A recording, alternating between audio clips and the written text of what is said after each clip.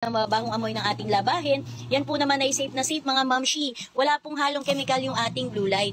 Natural po na pamamaraan ng paglilinis ang ating ginagawa. Pinapanatili niya pong malinis ang ligtas ang ating mga damit laban sa mga bakterya and mikrobyo. And lastly, ito po ay may added layer of protection para maiwasan po natin yung pagkalat po ng sakit or ng infection. Ito po naman ay goods, ito po naman ay goods na goods. Lalong-lalo na po sa mga nagtatrabaho sa hospital or sa may baby, gawa ng yung ating blue light po ay 99.97% na effective.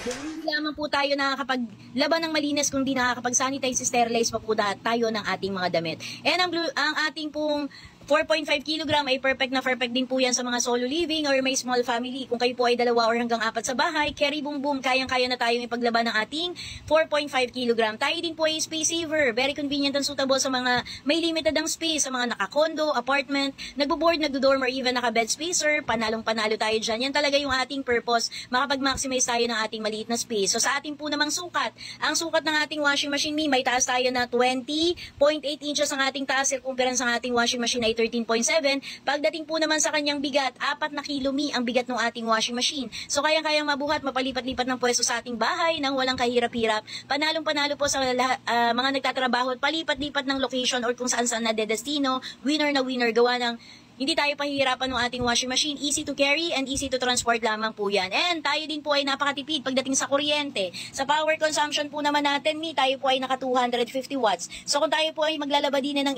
oras, ang konsumo lamang po sa kuryente ay 2 pesos and 97 centavos lamang po sa 1 oras na paglalaba.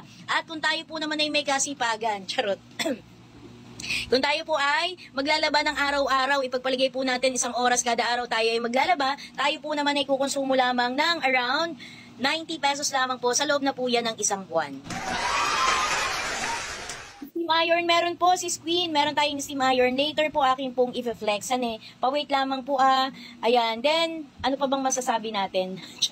Ayan, then, ayan, sige po, ayan. And then, matipid tayo sa kuryente. Kung tayo po naman ay every week na maglalaba, ipagpalagay po naman natin, 4 na oras po tayo maglalaba every week po naman. Ayan po ay kukonsumo lamang ng around 47 pesos lamang po. Sobra pong tipid pagdating sa kuryente. Carry bells, mag-andi laba, maglaba hanggang magsawami, pwedeng-pwede po tayo dyan.